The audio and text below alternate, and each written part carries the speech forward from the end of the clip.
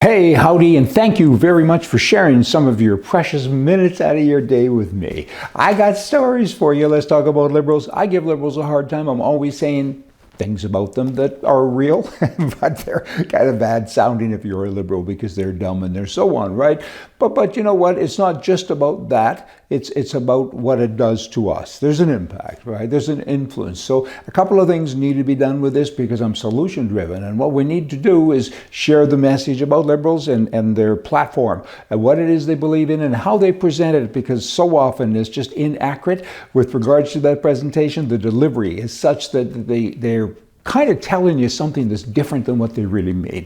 So there's awareness. But in addition to that, there's accountability. We need to hold them accountable. Many people say, that's revenge. It isn't. It's accountability. I need to get back to them and kind of get it fixed, because liberals, I got to tell you, they're huff and puff. They're all cackle and they're no eggs. But occasionally an egg slips through, and we got to capture that and make sure that our life, it gets better. Just saying. Politicians, they are rigidly flexible. You know what?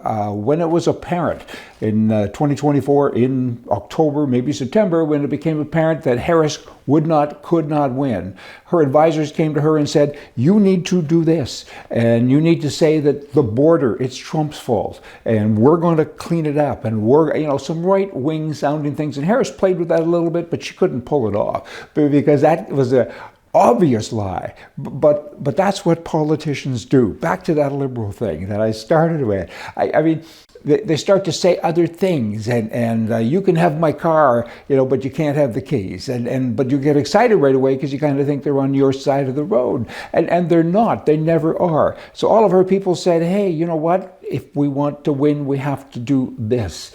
But this really sounded like they're all going to vote for Trump, because that's what it was. So they change, and you can't change. You have to watch them and take it for what it is. And when you get all this nonsense coming at you, you got to act accordingly. So many people, of course, do not. And that's why Democrats and liberals in other countries get elected, because they're listening to the wrong stuff. They're listening to the stuff that ain't true. Just saying. Slogans actually win campaigns. And the word people is in most slogans. Bill Clinton used it. I mean, it's for the people and we the people. And that was way before Bill Clinton. But in any event, that's what happens. You look for a good slogan and look at Make America Great. Wow. Ronald Reagan used it too.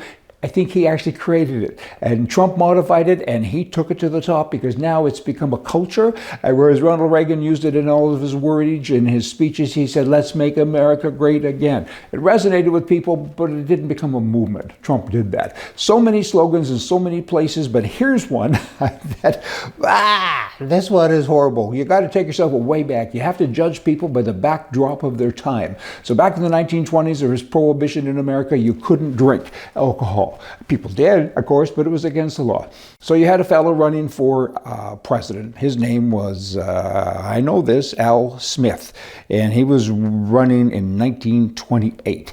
And he was an interesting guy. He had been mayor of New York, I think, two-term mayor, and elected to many other public offices, but he wasn't a great campaigner. He was kind of dull.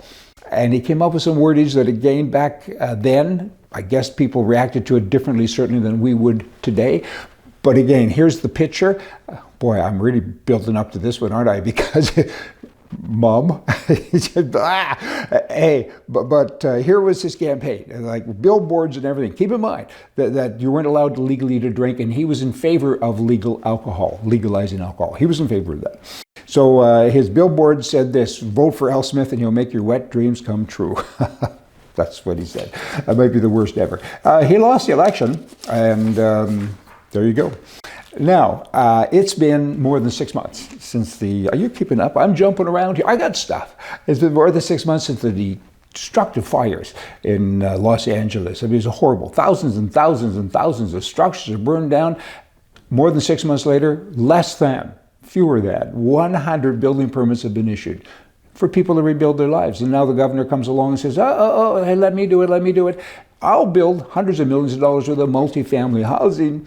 But that's a socialist dream, right? I mean, let's kind of support all of the humans and build houses for them and own it all. That's communism, but that's what these people are. I mean, more than 6 months have passed, and you can't even issue permits. And out of those 100 permits, how many are for the houses that actually burned down? a small percentage, because other permits are usually issued also in the name of, in the game of life, right? So this is terrible. And then some people say, Trump shouldn't be interfering with California stuff. Yes, he should, because California's, I don't know, lots of words. Now let's talk about immigration. People come across the border and they bring their way of life with them. That's what they do. The more of them that there are in whatever country they come to, they don't merge with the people. They bring their own cultures. They want to make the country that they've come to the same as the country they left. And why did you leave? Because I wasn't happy, but now I'm going to be unhappy here, and I'll make you unhappy with me. Did you grasp all that? Mexico City, there's a protest. Hundreds of people are protesting, saying, all these white people are coming here and they're changing our neighborhoods, they're changing our culture. They eat different food, they speak a different language. How dare they get them out of here? That's going on. Lots of protests, lots of things.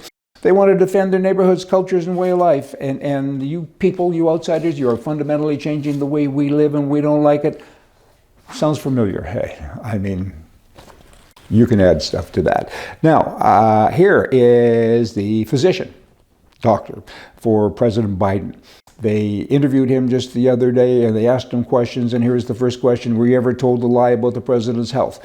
He pleaded the Fifth Amendment. That means that I'm not going to incriminate myself and I'm not going to talk. I was going to sit here and smile. Wow, you won't answer it? Well, when you don't answer a question like that, you kind of did. Here's the second question he was asked. Did you ever believe President Biden was unfit to execute his duty? I plead the Fifth Amendment. Again, he pled the Fifth, and he says, I won't talk about that. Another liberal guy. Ask a liberal for a penny for his thoughts, and you know what? You'll get change back. Hey, y'all come back. See ya.